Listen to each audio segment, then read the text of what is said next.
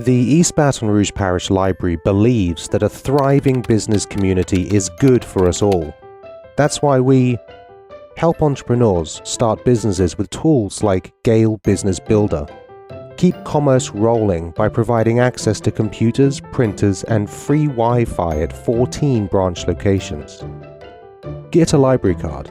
Grow your business at ebrpl.com/business.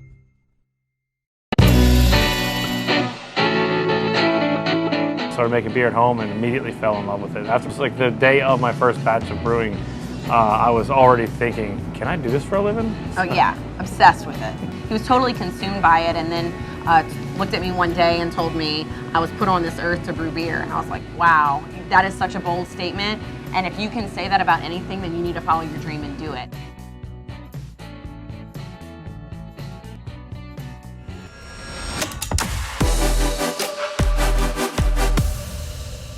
Good morning and welcome to Season 2 of Strictly Business. I'm your host, Penny Font. This webcast features conversations with Louisiana's most influential CEOs, entrepreneurs, and community leaders with the goal of providing insights, ideas, and inspiration to help you and your business grow. We want to keep Strictly Business as interactive as possible, so for those joining us live, here's an icebreaker question for you. Submit your vote in the comments and the results will be posted at the end of the webcast. Strictly Business is brought to you by the East Baton Rouge Parish Library and Home Bank. Without their support, this project would not be possible. This month, we're talking with Brad Ives, Director of LSU's Institute for Energy Innovation. Founded in 2022, the Institute coordinates LSU's R&D, service, and outreach efforts related to the energy transition. It also serves as a single access point to the university's energy resources for Louisiana industry, government, and communities. Brad brings a rare combination of experience in industry, government, and academia.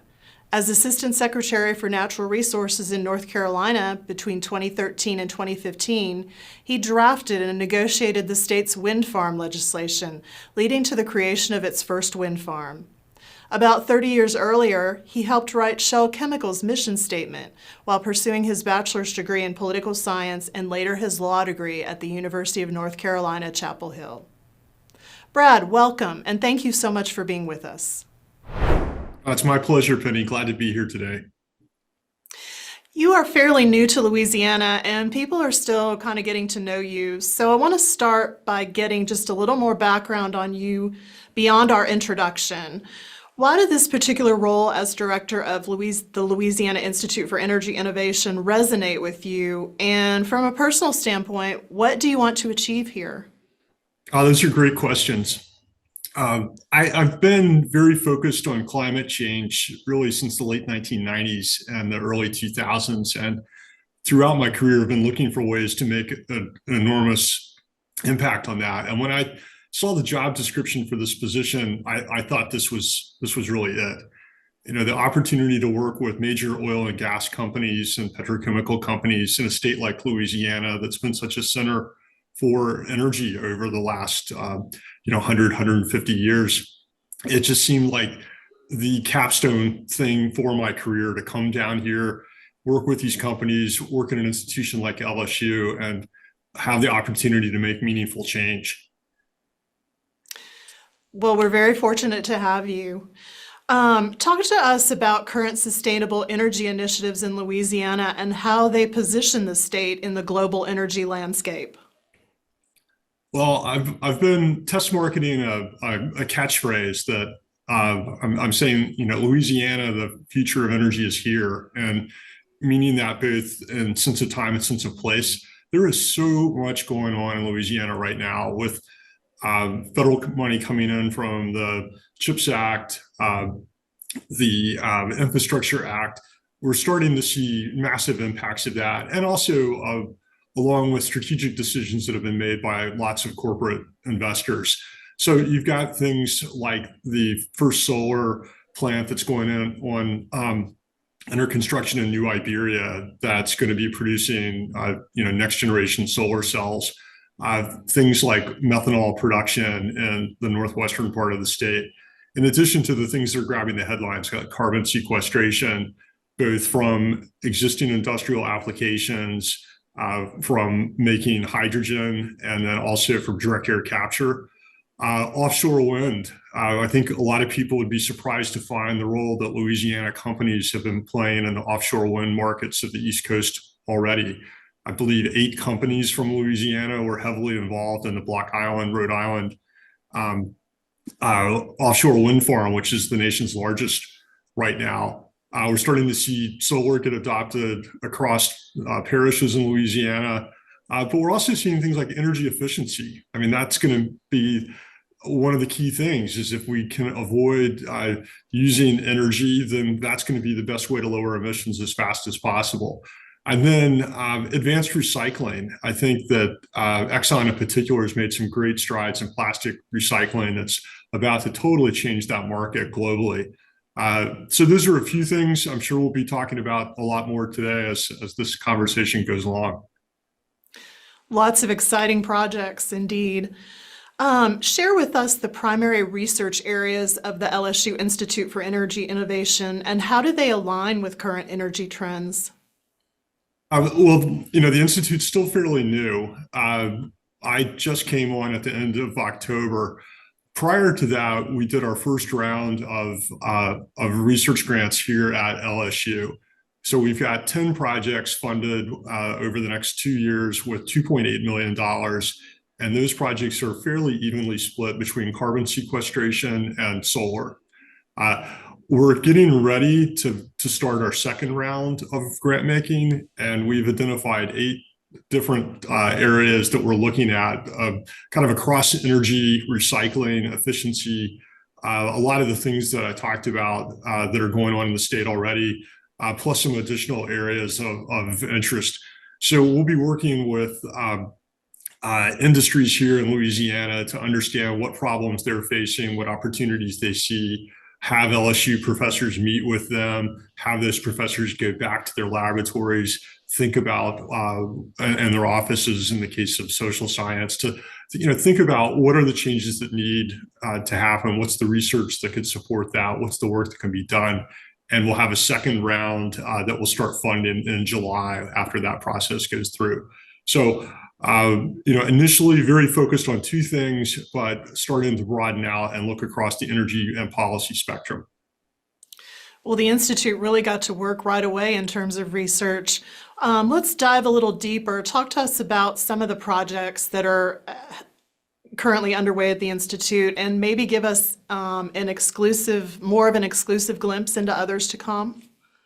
Sure. I mean, in carbon sequestration, there's been a lot of concern in the public about the safety of this. So a lot of our research is around that safety, understanding what potentially could happen with groundwater in Louisiana when you sequester carbon more than a mile underground. Also, how do you monitor that?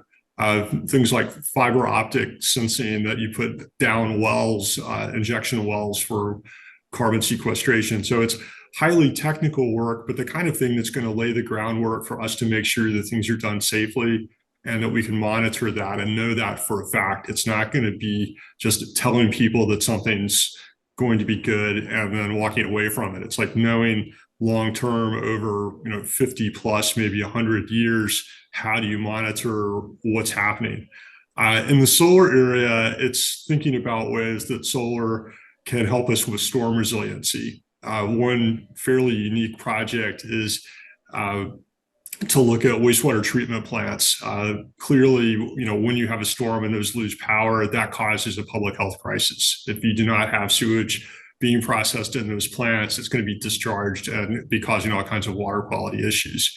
So knowing that we could have solar power to operate wastewater treatment plants in a time when we otherwise have outages, that would be something really critical. But then looking more generally at solar, in fact, one of the projects is actually using our LSU campus as a place for experimentation. What can we do on campus, and how can we have solar power generated here that will allow researchers to work carefully with that, but also will inspire students. So those are a couple examples.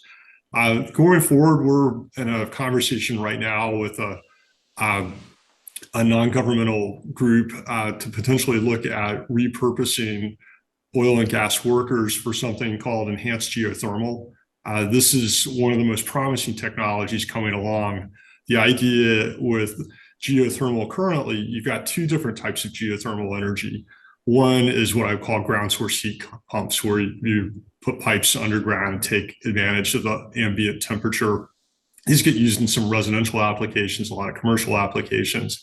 Then there's the geothermal you think of, if you think of the Western US with geysers and hot springs, of where can you drill down and take advantage of hot waters that are close to the surface and use that basically to generate steam, turn a turbine, and produce electricity. Well, people here who work in the oil and gas industry know that once you drill down about a mile underground, you're getting temperatures that are very close to boiling, over 200 degrees Fahrenheit.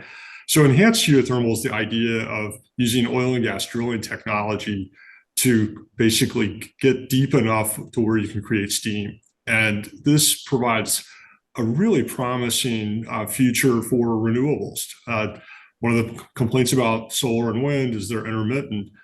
This would be something that could happen 24 hours a day, 7 days a week, 365 days a year to produce geothermal energy anywhere. And LSU is one of the leading institutions in the world on drilling technology. So it just seems to make sense that this is something we work on. And a relationship that I brought from my prior career was with people at one of these companies. So we're now talking to them about, how do we help them move along? And a private foundation is willing to do this workforce study to see how these skills translate. And to me, that's exactly the kind of thing that LSU ought to be doing. It's like, how do we seek out areas where we have known expertise, where we see a technology that's going to be evolutionary and, just moving slightly away from things that we're doing currently in energy, but that has a profound, potentially revolutionary effect on the future of energy. Wow, that's fascinating work that y'all are into and still just getting started. How important, I want to shift a little bit, how important are coalitions with stakeholders on all sides of energy issues in achieving the Institute's goals? And what strategies do you plan to use to build those relationships? Coalitions are huge. I mean, we've got a lot of the technologies we need to solve all of our energy problems right now. The issue really is, how do you get those adopted?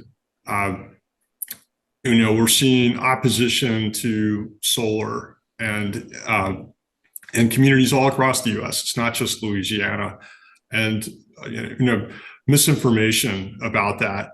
And the only way that we're going to fix this is by talking to people and providing education. And to me, a place like LSU that's historically been so trusted by Louisianans, we've got both a sacred duty and an opportunity to come out and educate people, give them the facts. Like carbon sequestration, we keep hearing about carbon dioxide as a poison. Well, it's not. It's inert, and this is scientifically true. Are there risks around carbon dioxide and sequestration? Yes, there are, and let's be honest about that. So, in talking about what do we do with these coalitions, the key thing is to get a dialogue going. And we can't think that the problems are going to be solved somewhere else. We're going to all have to make some sacrifices. We're going to see changes in our daily lives. We're going to see decisions made about siting projects, but we're going to need to do this on the basis of fact. We're going to need to listen to people's concerns and their fears, and be able to talk to them about that in a calm and rational way to understand, what are their concerns? Are those legitimate concerns? How do we help them understand the concerns that may be hysteria, something that they just read on Facebook that somebody made up? But the key is going to be talking to people and doing that, almost on a one-on-one basis. And I think this is something that LSU is very good at. We've got structures that we've used in agriculture with extension agents. We've worked on coastal issues with Louisiana Sea Grant and been out in communities. And we're going to continue to do that, and we're going to find better ways to do it as well. Great. Along those same lines, in a recent interview with a publication called Floodlight, the Louisiana Bucket Brigade's Ann Rolfes had this to say, and I'm quoting, "The transition is not genuine. It's a public relations effort to assure that the Louisiana economy remains dedicated to being a cheap dumping ground for the oil industry." What are the most significant challenges in shifting mindsets towards sustainable energy innovation? And how do you plan to understand that enhance that public understanding you mentioned, and acceptance of renewable energy sources? It's very interesting that you brought that up. That publication actually came out on my first day here at LSU, and I wasn't sure if the timing was deliberate or ironic, but it got my attention. And I think the most challenging thing about mindsets are the mindsets themselves. That I'm an unknown quantity here coming into Louisiana, and to have an article like that appear on my first day, I thought was a bit unfair before people have had a chance to get to know me and to know who I am and what the Institute's going to do. The Institute honestly had only up to that time funded 10 research projects. So clearly we've got a problem of perception. And the only way we're going to overcome that is to get out and talk to people and meet with them.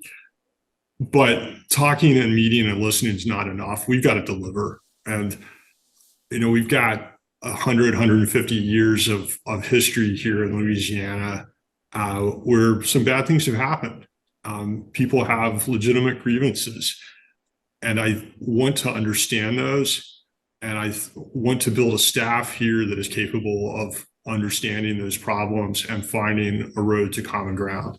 That's what we really have to do. And I think it comes from both sides. I think industry's got to know that concerns are legitimate. They need to be addressed up front. We need to be honest about risk. We need to figure out how we're going to control those risks, and how we're going to compensate people for the disruption that can come in their lives with the changes that are going to happen in the energy transition. On the other side, I think that we've got to work with political leadership and community leadership to understand how to right wrongs. One of the things that attracted me to this role here in Louisiana is really the conundrum of how a state located at the mouth of the Mississippi River, with all of the natural resources that it has consistently ranked 48th, 49th, and 50th in all kinds of measures. It's a historic challenge, but this energy transition provides an opportunity to make lives better for everybody. We can make our environment better. We can make our energy cleaner. We can come up with new products using new and novel feedstocks. All of that will produce jobs, and Louisiana should be the center of the energy future for the world. And it's such a unique opportunity, but we're going to have to work together to do that. And throwing out blanket criticism and doing that before we see how institutions develop isn't going to help anybody. We're going to be helpful when we talk and when we listen and when we explore ways to solve problems. And that's what the Institute for Energy Innovation at LSU is all about. It's what my track record is about. I look for creative solutions. I work for affordable solutions. I look for effective solutions, and bringing people together to find those, implement those, make it happen, and earn the trust of the broader community by delivering really effective, clean energy, new jobs, and a better Louisiana is going to be how we show those results. Great vision. For those who are not in the energy industry, what would you share with them as your predictions or your outlook for innovation, particularly with regard to sustainable energy in 2024? Wow. There's so much good going on. Like I said earlier, the Inflation Reduction Act, the CHIPS Act, Infrastructure Act, these things are pouring money into areas that have long needed it. You're seeing an incredibly rapid growth of solar globally, nationally, and here in Louisiana. You're going to continue to see that, and to see battery applications. Battery prices are coming down. So I expect to see more solar linked with batteries at the industrial level, and then even at the community level for emergency power, but also for improving the power grid. Offshore wind, I think this is going to be a big year for offshore wind in Louisiana. We've been designated as a tech hub by the Economic Development Administration as part of the Commerce Department. We're currently working on a filing that could bring another $40 to $70 million to Louisiana to work on building up our expertise in offshore wind. Like I mentioned earlier, we have these companies that are already building vessels and doing subsurface surveys, building structures for the offshore wind industry. We've got the state water leases that were just granted. We've got the federal water lease that RWE won in the auction recently. We're going to start seeing work towards those projects happen. I think you're going to see a lot around sustainable shipping fuels, especially methanol. And Louisiana is very, with the historic forestry industry, with wood as a feedstock for that. That's going to be a great area to watch. Sustainable aviation fuels, I think, is another area that we're seeing a great deal of activity here in Louisiana. The Grown Fuels refinery here in West Baton Rouge. I suspect that you're going to see some other interesting companies come here. We've got some battery technology companies that are coming into the area. But then, with the major oil and gas and existing petrochemical industries, I think you're going to see them focus on decarbonizing their operations, working on energy efficiency, working on how they power their plants differently, looking at alternative feedstocks, especially recycled plastics as a big area of focus there. Gosh, I'm sure there are lots of other things I'm forgetting about, but it's an exciting time to be here, and I think it's an exciting time for young people in Louisiana, because there's going to be a lot of opportunity, and going to community colleges and universities and getting the skill set that's going to equip you for the jobs of the future. It's just a really bright outlook, and I think that we're going to see a lot of fun things happen here in 2024. A lot to watch. We literally have billions of dollars, as you've mentioned, in energy transition projects lined up over the next several years. What do you see as the outcome of that, and what will the Institute's role be in that? Well, ultimately, we've been talking about all the positive things. I mean, the negative things, and the negative things are hitting Louisiana hard. Climate change is very real. We've just finished the hottest year in the history of Earth, and it was a big step up in 2023 from historic records. So the challenges of climate change are enormous, and we've got to focus on that. So the output of doing all of this is slowing the increase in heat. What worries me, and it's something I said at a couple of public speaking opportunities I had this past year, is the sad thing is 2023 is the hottest year on history, but it's also maybe the coolest year that we experience the rest of our lives. We're going to continue to see rising temperatures, and what we're trying to do right now is to slow down that rise. We are not yet in a position where we can halt the rise, or where we could hope to lower temperatures in the future. So everything that we're doing here is critically important for the future. What's the impact of that going to be on the fishing and shrimping industry in Louisiana as waters continue to warm up? And you're seeing things like coral bleaching happening globally, that a 2 degrees centigrade rise in ocean water temperatures is enough to kill off all the coral in all of our waters. These are very frightening things. So the work that we're doing and the changes that are coming to Louisiana are absolutely critical for our species to thrive, and for us to have a successful world. I think that the Louisiana State University Institute for Energy Innovation, we're going to be a leader in all of this. We're going to come up with solutions. We're going to find ways to get us to net zero greenhouse gas emissions over the next couple of decades. And that's that is absolutely critical for the planet and what drives us every day. It's what I think about when I come to work. It's what I think about when I'm here.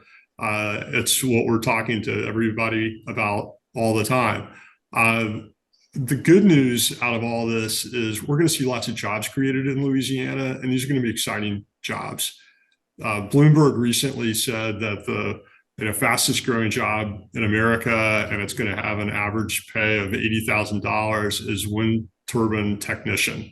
And we've got community colleges in Louisiana that are educating people to fill these jobs already. There are going to be all kinds of highly technical jobs that LSU grads fill.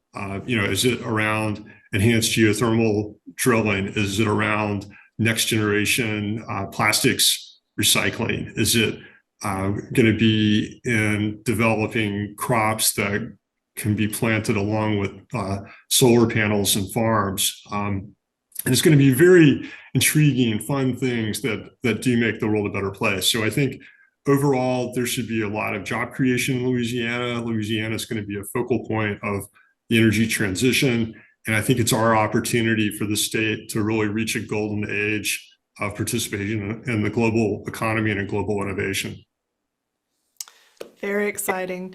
I want to touch a little bit more. You mentioned these new positions. What role will the Institute play in sort of helping to generate that next generation of energy professionals? How do you see the educational approach changing, and do you think it's moving fast enough right now to keep pace with the transition? The great thing about universities is they're highly adaptive. Core skills are necessary. We need people who can read and write and do math and understand chemistry and physics and engineering concepts. And it's just how you apply those. So a great example is LSU is the first university to offer a concentration in carbon sequestration.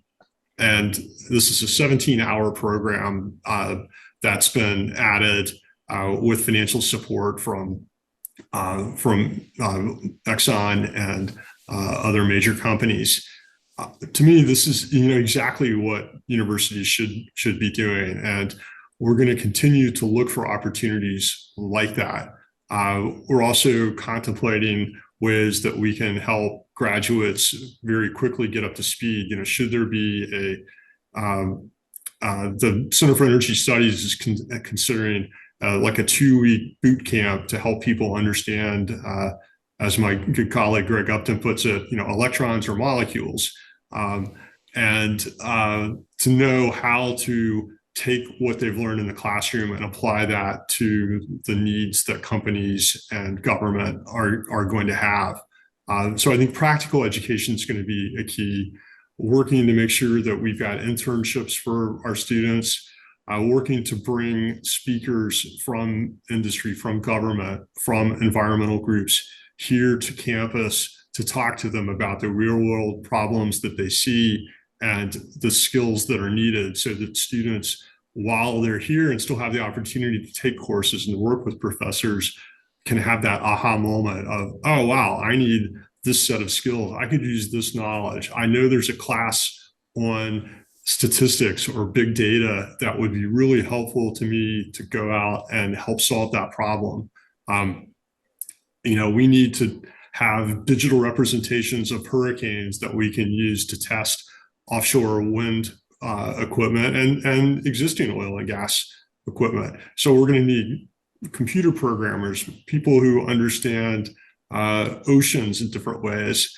And the Institute will be working with our existing departments here at LSU to figure out what are those needs, who do we have here that can help teach to those needs, how do we go attract new people that maybe we don't have if we don't have some expertise, and how do we attract them here and get them to develop what we need. So we'll be working across LSU, across the state of Louisiana. We'll be working with other higher ed institutions. We'll be working with the school systems, K through 12. How do we inspire the next generation of students at a very young age to start thinking about this? How do we capture the attention of a third grader in Minden, Louisiana, who may be the one who's going to come up with some new great way to cost effectively produce hydrogen. We've got to capture their attention, maybe with a classroom kit that we send out together with the Kane Center for STEM Education here at LSU, that allows that child to have that aha moment and to decide that they want to be a scientist and start working their way through the system to get that education. These are the types of things that we're going to be working on, and it's exciting stuff. I think that we can have this massive impact on the future of energy, which will improve the environment here in Louisiana and will allow us to preserve this great culture and history that we have and make sure that we continue to have the shoreline reasonably close to where it is now. I love that strategy. Unfortunately, we are out of time. I do want to end on a personal note. When you're not focused on sustainability research and relationships and education, what do you do for fun to recharge? Now, Penny, I'm a big outdoors person. It's a little strange for me being here in Louisiana, because I grew up in the mountains of Western North Carolina, and I absolutely love to get outside. I've got a group of guys that I went to law school with that we take a hiking trip somewhere in the U.S. every year to a national park.